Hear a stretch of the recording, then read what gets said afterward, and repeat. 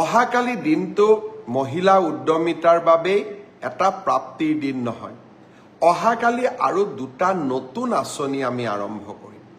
আঁচনি নহয়, বাজেটত ঘোষণা কৰা সিদ্ধান্তৰ কাৰ্যকৰীকৰণ। অহাকালিৰ পৰা আমাৰ ইলেক্ট্ৰিচিটিত ঘৰুৱা গ্ৰাহকসকলৰ প্ৰতি ইউনিটত অহাকালিৰ পৰা ইলেক্ট্ৰিচিটিৰ দাম এটকাকৈ কমিব। বাজেটত আমি ঘোষণা কৰিছিলোঁ যে মে' মাহৰ পৰা প্ৰতি ইউনিটতে এটকাকৈ দাম কমিব। অহাকালিৰ পৰা দাম কমিলেও মে' মাহৰ বিলখনতহে আপোনালোকে ইয়াৰ ফলাফল পাব, কাৰণ কালিৰ পৰা আপোনালোকে যি ইলেক্ট্ৰিচিটি ব্যৱহাৰ কৰিব তাৰ দাম আমি এটকাকৈ প্ৰতি ইউনিটত কমকৈ ল'ম। উদ্যোগ খণ্ডৰ বাবে আমি 25 পইচা হ্ৰাস কৰিছোঁ আৰু ঘৰুৱা উপভোক্তাসকলৰ বাবে এটকা হ্ৰাস কৰিছোঁ। স্মাৰ্ট মিটাৰ ব্যৱহাৰৰ কাৰণে আজি আমাৰ ইলেক্ট্ৰিচিটি বোৰ্ডে ৰাজহ সংগ্ৰহৰ ক্ষেত্ৰত ভাল ফলাফল দেখুৱাব পাৰিছে। আৰু আমি যেতিয়া বেয়া ফলাফল দেখুৱাওঁ, আমি কাৰ ওপৰত ইলেক্ট্ৰিচিটি বিলবিলাক জাপি দিওঁ? যিসকলে সদায় নিয়মিতভাৱে ইলেক্ট্ৰিচিটিৰ বিল দিয়ে। চৰকাৰে যেতিয়াই বিদ্যুৎ যোগানত লোকচান হয়, আপোনালোকে ধৰি ল'ব যে নিয়মিতভাৱে যিসকলে বিদ্যুতৰ বিল দিয়ে তেওঁলোকৰ ওপৰতে আমি বিদ্যুতৰ বোজা জাপি দিওঁ, আৰু যোনে বিল নিদিয়ে তেওঁলোকে নিদিয়াকৈ থাকি যায়। ৰাজ্যখনৰ 30 লাখ গ্ৰাহকে আজি স্মাৰ্ট মিটাৰ গ্ৰহণ কৰাৰ বাবে ৰাজহ বৃদ্ধি পাইছে আৰু বিদ্যুতৰ সৎব্যৱহাৰৰ ফলত প্ৰতিজন গ্ৰাহক তাৰ পৰা উপকৃত হৈছে। আৰু আজি আমি তাৰ বাবে এটকা দাম কমাবলৈ সক্ষম হৈছোঁ। এই বছৰৰ শেষৰ ফালে মই চেষ্টা কৰিম আৰু এটকা, আৰু যদি এটকা নোৱাৰোঁ অন্ততঃ 50 পইচা আমাৰ দৰিদ্ৰ আৰু মধ্যবিত্ত গ্ৰাহকসকলৰ বাবে হ্ৰাস কৰাৰ বাবে আমি আৰু এটা প্ৰচেষ্টা ল'ম। শ্ৰদ্ধাৰ ৰাইজ, চৰকাৰৰ লাভ আৰু লোকচান এই দুয়োটাই ৰাইজেই তাৰ শেষ হিতাধিকাৰী। লাভ হ'লে লাভৰ অংশও ৰাইজৰ ওচৰলৈ যায় বিভিন্ন আঁচনিৰ জৰিয়তে, আৰু লোকচান হ'লে চৰকাৰে বিভিন্ন কাৰকাতল লগাই টকা সংগ্ৰহ কৰি লয়। সেয়েহে মই বিশ্বাস কৰোঁ আমি সকলো দিশতে আমি লাভত থাকিব লাগে, প্ৰফিটত থাকিব লাগে, যাতে আমি দৰিদ্ৰ আৰু মধ্যবিত্ত সমাজখনৰ পৰা তেওঁলোকৰ বোজাবিলাক আঁতৰাব পাৰোঁ। আৰু সেই দিশতে অহাকালিৰ দিনটো আৰু এটা প্ৰাপ্তিৰ দিন হ'ব। অহাকালিৰ পৰা ঘৰুৱা উৎপাদকৰ ইলেক্ট্ৰিচিটি বিল এটকাকৈ হ্ৰাস পাব। আৰু এটা প্ৰাপ্তি অহাকালিৰ দিনটো, 2021 চনত যেতিয়া মই মুখ্যমন্ত্ৰীৰ দায়িত্ব লৈছিলোঁ, বিধায়ক মানৱ ডেকাক ধন্যবাদ জনাইছোঁ, ভাস্কৰ শৰ্মাক ধন্যবাদ জনাইছোঁ ব্ৰডকাষ্ট চাই থকাৰ বাবে, ৰেখা বৰুৱাক ধন্যবাদ জনাইছোঁ, মৌচুমী ৰয়ক ধন্যবাদ জনাইছোঁ, লুৎফুৰ ৰহমানক ধন্যবাদ জনাইছোঁ, ঈদৰ মোবাৰকো জনালোঁ। দাদুল নিউ ডেকা ব্ৰডকাষ্ট চাই আছে, শ্যামকানু মহন্তই ব্ৰডকাষ্ট চাই আছে, নৱজ্যোতি শৰ্মাই ব্ৰডকাষ্ট চাই আছে, হবিব মহম্মদ চৌধুৰীয়ে ব্ৰডকাষ্ট চাই আছে। আপোনালোকক মই আদৰণি জনাইছোঁ। 2021 চনত যেতিয়া মই অসমৰ মুখ্যমন্ত্ৰীৰ দায়িত্ব লৈছিলোঁ, কৃষকসকলে নিজৰ ধান 600 টকাত মধ্যভোগীক বিক্ৰী কৰিছিলে। আমি ধান ক্ৰয় ব্যৱস্থাটোক সংগঠিত কৰিছিলোঁ আৰু কৃষকক 2022 চনত আমি প্ৰতি কুইণ্টল ধানৰ বিনিময়ত 1800 টকা দিয়া আৰম্ভ কৰিছিলোঁ। চাওঁতে চাওঁতে এই বছৰ আমি কৃষকৰ পৰা 2300 টকাত ধান ক্ৰয় কৰা আৰম্ভ কৰিছিলোঁ। ইয়াৰ ফলত দুটা লাভ হয়। চৰকাৰে 2300 টকা দিব লাগিব, আৰু মিলে ধান বনা মিলেও যদি ধান কিনে তেওঁলোকে 2300 বা 2250 দিবই লাগিব। 600 টকাৰ দিন আৰু আজি নাই। কিন্তু মই বিশ্বাস কৰোঁ অসমৰ যুৱ প্ৰজন্মক আমি কৃষি ক্ষেত্ৰলৈ উভতাই আনিবই লাগিব। সেইকাৰণে অহাকালিৰ পৰা আমি প্ৰতি কুইণ্টল ধানত 2300 টকাৰ লগত আৰু 250 টকা যোগ কৰি দিম। অৰ্থাৎ অহাকালিৰ পৰা ধান ক্ৰয় কেন্দ্ৰসমূহত কৃষকে যেতিয়া ধান বিক্ৰী কৰিব যাব, আমি তেওঁলোকক 2550 টকা দিম। 600 টকাত যাত্ৰা আৰম্ভ কৰিছিলোঁ, আজি আমি 2550 টকা পালোগৈ। অসমৰ কৃষক সমাজৰ মুখত হাঁহি বিৰিঙক। সৰিয়হ খেতিৰ ক্ষেত্ৰতো আমাৰ যুৱ প্ৰজন্মই যথেষ্ট আগ্ৰহ দেখুৱাইছে। এই বছৰ আমি সৰিয়হ 5950 টকাত কৃষকৰ পৰা কিনি আছিলোঁ। অহাকালিৰ পৰা মই আপোনালোকক জনাবলৈ পাই ভাল পাইছোঁ যে আমি কৃষকক সৰিয়হৰ বাবে 6450 টকাকৈ দিয়া আৰম্ভ কৰিম। আৰু তাৰ লগে লগে প্ৰতিটো জিলাতে মিঠাতেলৰ এটা ব্ৰেণ্ড সৃষ্টি কৰাৰ বাবেও আমি ইতিমধ্যে কামত নামি পৰিছোঁ। জিলাৰ মিঠাতেল আমি সংগ্ৰহ কৰিম আৰু মিঠাতেল পেৰি প্ৰতিটো জিলাৰ নামত এটা ব্ৰেণ্ড নিৰ্মাণ কৰি আমি ৰাইজক বিক্ৰী কৰিম, যাতে কৃষকে সৰ্বশ্ৰেষ্ঠ মূল্য পাব পাৰে, মধ্যভোগী থাকিব নোৱাৰে। সেই কামতো মই লাগি পৰিছোঁ। কিন্তু অহাকালিৰ পৰা ধানৰ মূল্য, চৰকাৰক ধান বিক্ৰী কৰিলে প্ৰতি কুইণ্টলত 2550 টকা পাব আৰু চৰকাৰক সৰিয়হ বিক্ৰী কৰিলে 6450 টকা পাব। মই আশা কৰিম লাহে লাহে আমি কৃষকক আৰু উচিত মূল্য দিবৰ কাৰণে আমি সক্ষম হ'ম। শ্ৰদ্ধাৰ অসমবাসী ৰাইজ, মোৰ প্ৰতি বছৰে মেডিকেলৰ এণ্ট্ৰেন্স পৰীক্ষালৈ মনটোত চিন্তা হৈ থাকে। মই যেইবাৰে মেডিকেল কলেজৰ এণ্ট্ৰেন্স পৰীক্ষাৰ বিষয়ে দিল্লীৰ লগত আলোচনা কৰিছিলোঁ, তেতিয়া মই দেখা পাইছিলোঁ যে মেডিকেলৰ এণ্ট্ৰেন্স পৰীক্ষাসমূহ প্ৰাইভেট স্কুলত অনুষ্ঠিত হয় আৰু অসম চৰকাৰৰ লগত সম্পৰ্ক তেনেই কম থাকে।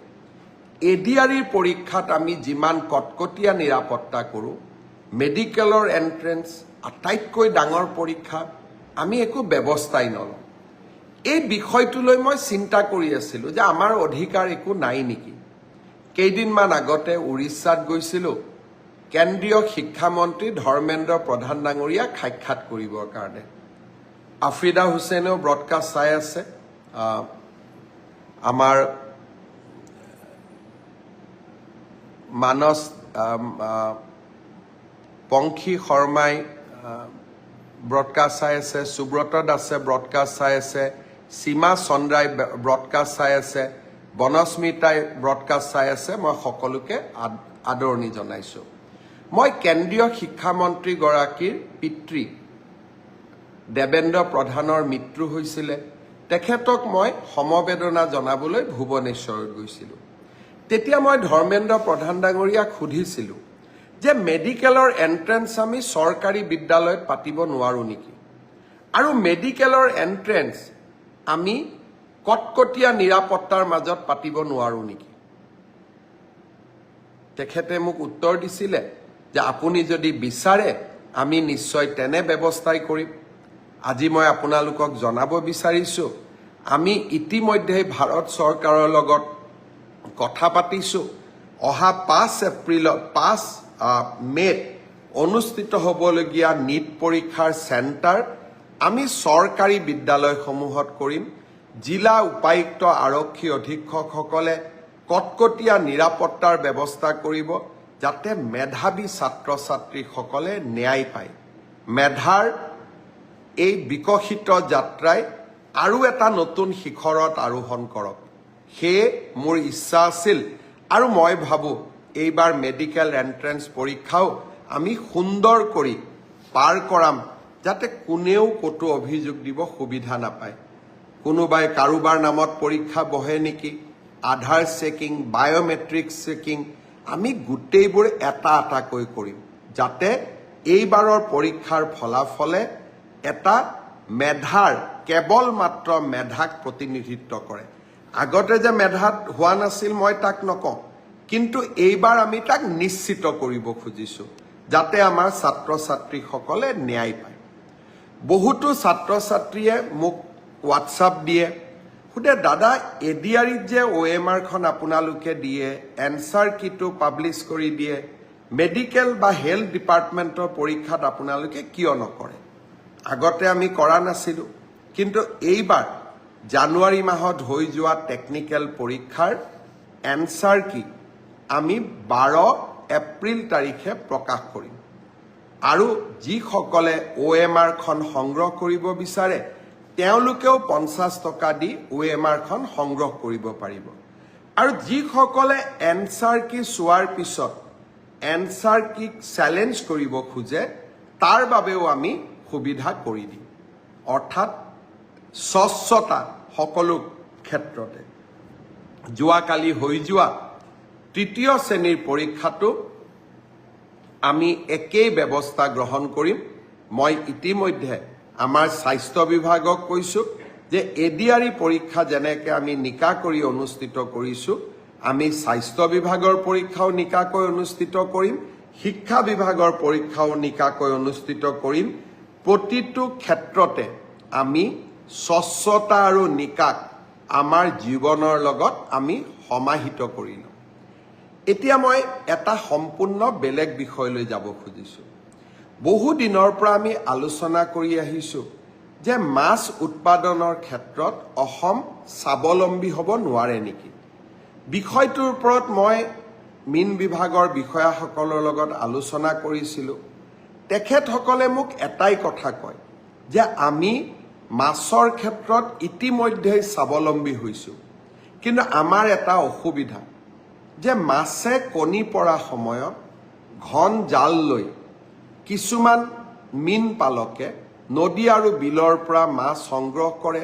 জীৱিকাৰ তাৰণাত উপায়ো নাই আৰু তাৰ ফলত আমি বহু নতুন মাছৰ উৎপাদনৰ পৰা আমি আঁতৰি আহোঁ আমাৰ মন্ত্ৰী কৃষ্ণেন্দু পালু ইয়াত আমাৰ ব্ৰডকাষ্ট চাই আছে তেখেত মীন বিভাগৰ মন্ত্ৰী মই আদৰণি জনাইছো মীন বিভাগে মোক অনুৰোধ কৰিছিলে যে চৰকাৰে যদি এটা ব্যৱস্থা ল'ব পাৰে যে ঘন জালেৰে আমি যদি মাছ নধৰো অন্তত 1 এপ্ৰিলৰ পৰা 15 জুলাইলৈ আৰু কণী পৰা মাছ আমি যদি কেতিয়াও এইকেইটা সময়ত আমি নদী বা বিলত নধৰো তেতিয়াহ'লে এই বছৰে অসম আমি মৎস্য উৎপাদনৰ ক্ষেত্ৰত সম্পূৰ্ণ স্বাৱলম্বী হ'ব পাৰিম মই খেতিয়ক ৰাইজক অনুৰোধ কৰিম 1 এপ্ৰিলৰ পৰা 15 জুলাইলৈকে আপোনালোকে ঘন জালেৰে মাছ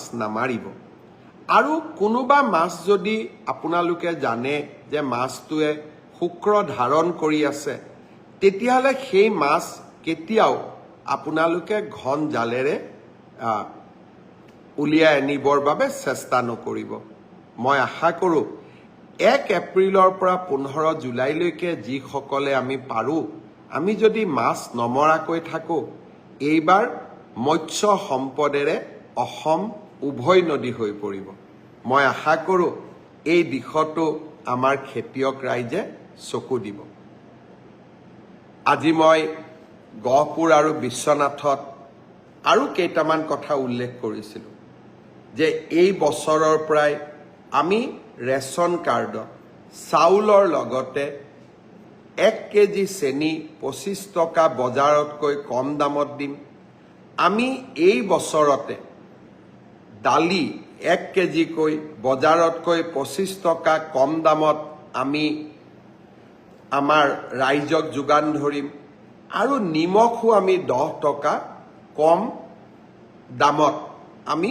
যোগান ধৰিম আমাৰ ৰাজ্যত এনেকৈ দৰিদ্ৰ আৰু মধ্যবিত্ত সমাজখনক আমি বিভিন্ন আঁচনিৰে সহায় কৰিব খোজো অজয় ডিফুচাক মই আদৰণি জনাইছো দীপিকা পেগুক মই আদৰণি জনাইছো ধীৰেন কছাৰীক মই আদৰণি জনাইছো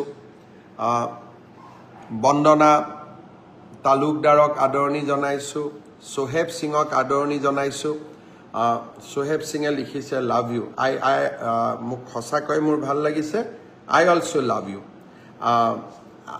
Bhaskar Jyoti Pamegame মোক গুড ইভিনিং দিছে গুড ইভিনিং ভাস্কৰ জ্যোতি অপূৰ্ব হাজৰিকাই লিখিছে গ্ৰেট CM ধন্যবাদ নিশা চেত্ৰীয়ে লিখিছে অশ্বিনী নাথে লিখিছে মই সকলোকে ধন্যবাদ জনাইছোঁ। আমি এনেকৈয়ে বিভিন্ন আঁচনি যি আমি বাজেটত প্ৰতিশ্ৰুতি দিছিলোঁ, প্ৰত্যেকটো আঁচনি ৰূপায়ণৰ বাবে আমি আগবাঢ়ি যাম আৰু প্ৰত্যেকটো আঁচনি আমি ৰূপায়ণ কৰিম। অহাকালি বিহালীত আকৌ এবাৰ সকলোকে লগ পাম। এডিআৰই পৰীক্ষাৰ অৰেল এক্সামিনেশ্যনৰ ডেটটো মই আপোনালোকক খুব সোনকালে অৱগত কৰিম। তাৰো প্ৰস্তুতি আমি সম্পূৰ্ণ কৰিছোঁ। মই বিশ্বাস কৰোঁ যে সকলোৰে এনে সমূহীয়া প্ৰচেষ্টাত আমি আগবাঢ়ি গৈ থাকিম। দুৰন্ত গতিত অসমৰ অনিৰুদ্ধ যাত্ৰা সদায়ে অব্যাহত থাকিব আৰু সকলো ৰাইজক লগত লৈ আমি এখন নতুন অসম নিৰ্মাণ কৰিম। ফেচবুক লাইভত আৰু আজিলৈকে ইমানতে সামৰিব খুজিছোঁ। আজি নিশা বিশ্বনাথ চাৰিআলিত কটাম। অহাকালি বিহালী আৰু চতিয়া সমষ্টিটো যাম। অৱশ্যে আজিকালি চতিয়াক আমি নদুৱাৰ সমষ্টি ৰূপে জানো। অহাকালি মই নদুৱাৰতো যাম আৰু পৰহি দিনাখন যোৰহাটলৈ যাম। তাৰ পিছতে পঞ্চায়ত নিৰ্বাচন 2 তাৰিখে ৰাভা হাছঙৰ নিৰ্বাচনো অনুষ্ঠিত হ'ব। শান্তিপূৰ্ণভাৱে নিৰ্বাচন অনুষ্ঠিত হওক। সকলোকে শুভেচ্ছা জনাইছোঁ। পুনৰ এবাৰ আপোনালোকক ধন্যবাদ জনাই ফেচবুক লাইভ সামৰণি মাৰিছোঁ। ধন্যবাদ। জয় হিন্দ, বন্দে মাতৰম, শুভৰাত্ৰি।